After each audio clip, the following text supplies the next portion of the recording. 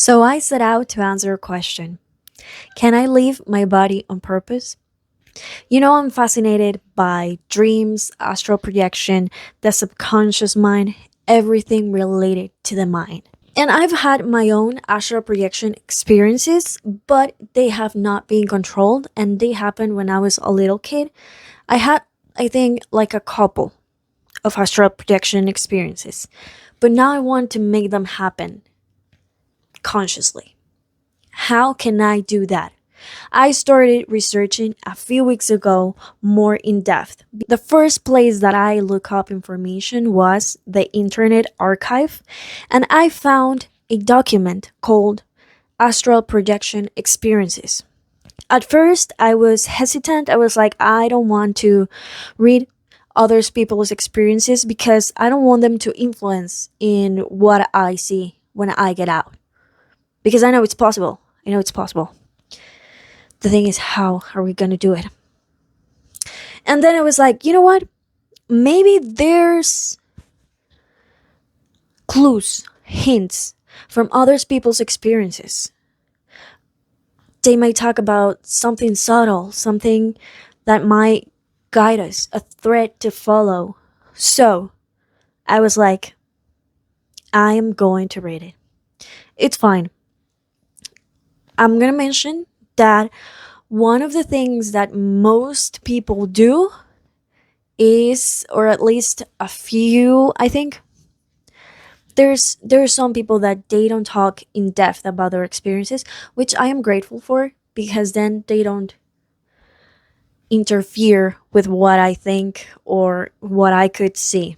So, what are my goals? To have an astral projection experience consciously, to know how to get to the astral world, the astral realm, or to project myself. And I think those are the first two goals that I have. I can talk about my experiences if you want. I can make another video about it. Something that I have realized by myself is that you need to sleep enough hours to have a lucid dream, and I think it's a really big possibility that you can have an astral projection if you sleep well.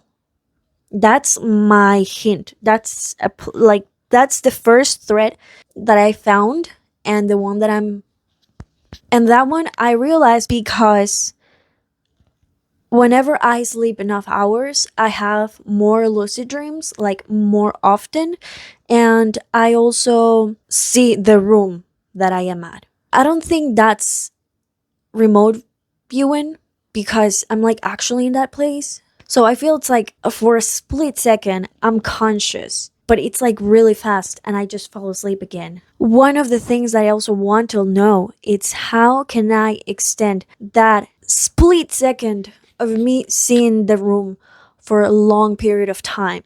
One of the things that I read in the document about astral projection is that you can get out, you can astral project from remote viewing. I don't know if you do remote viewing, but if you do, that's one of the ways to access the astral world. I don't do remote viewing, so it just as happens like there just have been like really short moments when I see other places or I see my room.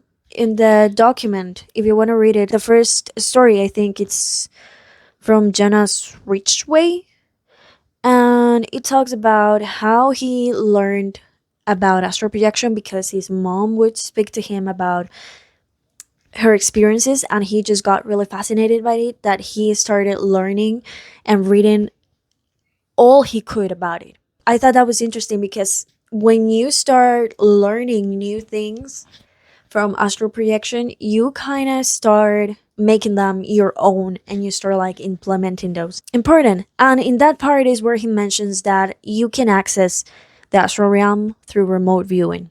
One of the things he did was to think about rolling to the side. That's how he had his first experience through remote viewing and rolling to the side. Something that I've also learned is that it's really important to keep calm. I had a dream a few weeks ago where I was speaking with my grandma. My grandma passed away a few years ago, and I started feeling really sad because her house was sold and we didn't have it anymore. And I just felt really sad because I would have loved to keep that house. And you know, I grew up there, so I just thought it was like a really nice thing to have, like the memories and all of that. And I just started feeling like really deeply sad, and I started getting out of the dream. Like you start feeling like you are like starting to wake up, and I was like, no, I need to breathe to stay in here. And I started breathing, and my grandma started breathing with me, and I got back into the dream. And that was amazing. And there's where I found out that emotions, strong emotions, are the ones that take you out of dreams, out of lucid dreams, and out of the astral realm also. Other thing that's really important, it's to control your thoughts, because everything in the astral world happens fast, like really fast. So you have to be careful with what you're thinking.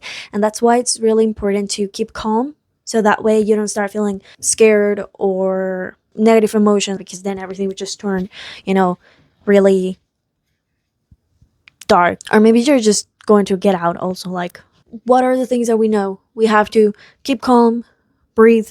We have to be careful with what we think, because everything happens really fast. And that sleeping is really important. Something also people say is that when you get out of your body, you're in the astral realm, you will see blurry. You will see like you're underwater. And I'm talking about these things from experience also. So it's not like, oh, I've only read that and that's it. Like, I've had a few experiences where I get out of my body, but like I'm not 100% conscious of them. So I don't really call them astral projection, but I've had a few signs of it. But I still, don't know if it's astral projection. But I have seen blurry, and most of the time I'm just like, oh, I have. Sometimes I don't even see, and sometimes I'm like, oh my god, I want to see, and then I'm like, no wait, I have my mask on, because sometimes I sleep with a mask. So I just like take it out and then I see, and it's perfectly fine. And I've thought that those dreams, because I cannot consider dreams, they're like preparing me when I get out in the astral world, when I astral project. Also, a few days ago, I watched a video called How to Have an Out of Body Experience, the 3-Step Rule to Astral Projection Techniques by Ryan Cropper on YouTube. And I feel this video had something new and different that it's not found in other videos, I think. Or at least I had not heard that before this video. And it's that you should try to feel your astral body, your energetic body. That way, your subconscious mind will have a clear idea of what you want to do. And I thought that was interesting. If you have had an astral projection experience, you might know how it feels, so you can try to imagine the way it felt. And you also, if you haven't had an experience, you can try to imagine how it feels like. In the document, I also read about an experience from a boy, and he said that he was at camp or something like that, and that the place was like really boring and all he had was his imagination. So he at night would imagine things. With practice, they got more vivid, to the point that he got out of his body. Like he had been practicing all this without even knowing, and at night he would just get out of his body like really easily. So I think that's something really important. Imagination and visualization, I think, are important, because it helps seeing the images like more vividly. Another thing I have read in the document is that when you're getting out, you will hear the energy, like vibrations. And I have felt that. I've heard a buzzing sound when I have a sleep paralysis. I have had a few sleep paralysis, and I didn't know you could access the astral world from that too. So another way you can access it. I think she might be talking about that sound, but I'm not sure because it doesn't really sound like static energy. But if you hear it, maybe you could do the same thing when you hear the buzzing sound, that you concentrate on it and it just becomes like louder and you get into the astral world. The only thing about sleep paralysis for me is that like I start feeling a really strong feeling. I get really scared. And I think this is like, I think it's normal, but I don't like it. So sometimes when I hear the buzzing sound, I know there a sleep paralysis is gonna happen. So I just kind of avoid it, and I try not to have a sleep paralysis. But I know it's also a way of accessing the astral realm. So I just kind of am like, what do I do? But most of the time, I just sleep through it because I don't like being scared. At the same time, like I don't know why you start feeling like so scared. Like why does that happen? So the day that I did the research and I learned about remote viewing and I learned that you could access the astral world, you could astral project when you saw your room because it happened to this person. I meditated, and at some point I had the flash. I saw my room and I was like, right now.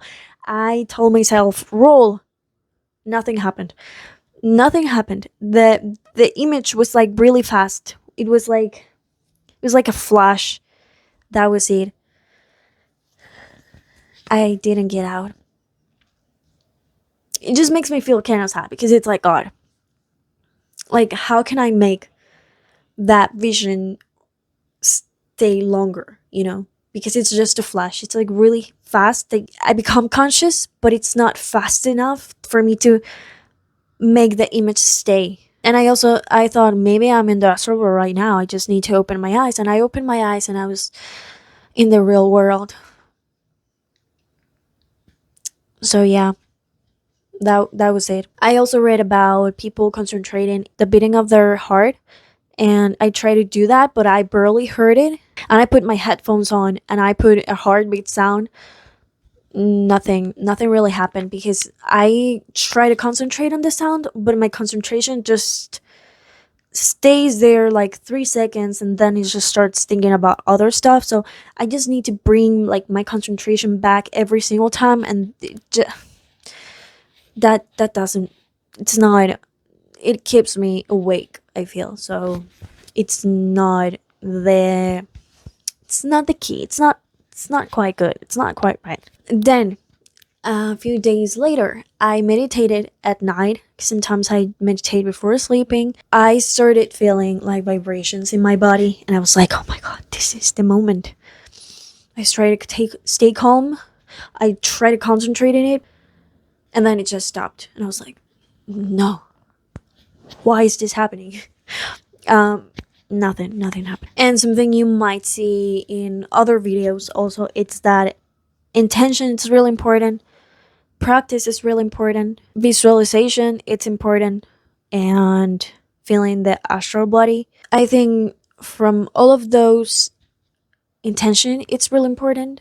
And when you start learning about these things, it's like you find new ways to access and new keys to like fully unlock the astral projection, the experience.